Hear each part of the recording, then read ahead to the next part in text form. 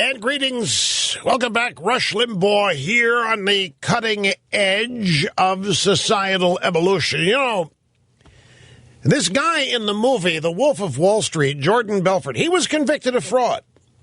He went to jail. He did not get away with it. He was not celebrated. He was not held up as a role model. He was not honored. He did not define anything other than criminal activity. He was found guilty. He was convicted of fraud and went to jail. So what's wrong with the system? However, there is a story today about a top EPA official, Environmental Protection Agency, for those of you in Rio Linda. And this top official at the EPA defrauded the EPA out of more than $1 million in wages and benefits by pretending to be a CIA operative. Now, will there be a movie made about him? I think if somebody said, hey, DiCaprio, we got a great movie here for you. A government bureaucrat, Environmental Protection Agency. It's one of the most fraudulent places you can find in our government.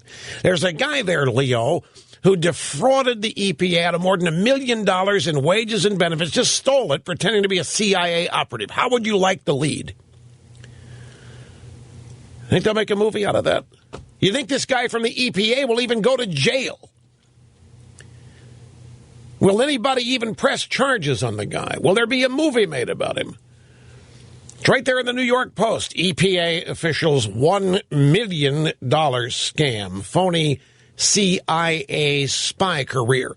The highest paid official of the U.S. EPA bilked the government out of nearly $1 million in fraudulent wages and benefits by convincing his bosses that he was also a CIA operative and leaving for long periods at a time. Beale, the guy's name, served as a senior policy analyst, was a leading authority on climate change. See how this all dovetails? So you've got a leading authority on climate change, which is itself a fraud, who then defrauds the EPA by... The guy's a total nut. He's an absolute committed liberal leftist wacko. He got away with not doing his job for months at a time by telling his bosses he was off on a CIA mission, often in Pakistan, or at the agency's headquarters in Virginia, and they believed him. And after a while, his stories became to be unbelievable, and finally, he was looked into. This guy was paid more than $200,000 in salary and benefits. He didn't show up for work at the EPA for 6 months in 2008. He billed the government for first-class airplane trips to London, where he stayed at five-star hotels. Now, how dumb were the people at the EPA to buy this nonsense? And these are the people who are telling businesses and the rest of us how to live. These are the people behaving outside the Constitution, writing regulations for both individuals and small businesses, which are punitive and damaging. And so here's a guy right inside the EPA, leading authority on climate change, which is a total fraud itself, defrauding the EPA. So you think we could interest Martin Scorsese into doing a movie on this as an example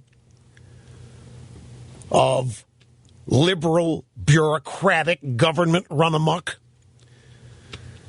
Think we could have DiCaprio star in the movie, and then he goes out and does the interviews promoting the release, talking about how, yep, this is how it is throughout our government, and this is the kind of thing that we've got to bring to a screeching halt.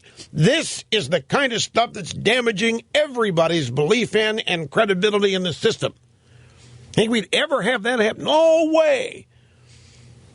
But let these people's little cliches get dangled in front of them and so forth, and they behave in a way that they cannot control themselves. I'm just going to tell you, Mr. DiCaprio and Mr. Scorsese and all the rest of you, the EPA, the Environmental Protection Agency, has a lot more power over our lives than Wall Street has ever had. It isn't even close. And you insult everybody's intelligence by doing a movie about this renegade criminal and then trying to make it and pass it off as though it's standard, ordinary behavior day in and day out, which is classic, folks. It is exactly what the left does. This is how they tar and feather capitalism. This is, and the Pope agreeing with this is why that so bothered me. Because it's a cliched, stereotypical view that is not founded in any kind of substance or reality. And I don't care whether these people are actors and pretending. They're not pretending that they're not experts. They're not pretending that they don't know everything about whatever it is they've just pretended to be. And they may claim that they have no interest in politics, but they're out there trying to influence people's opinions at every turn.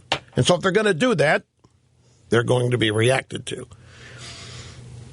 They're going to be commented upon.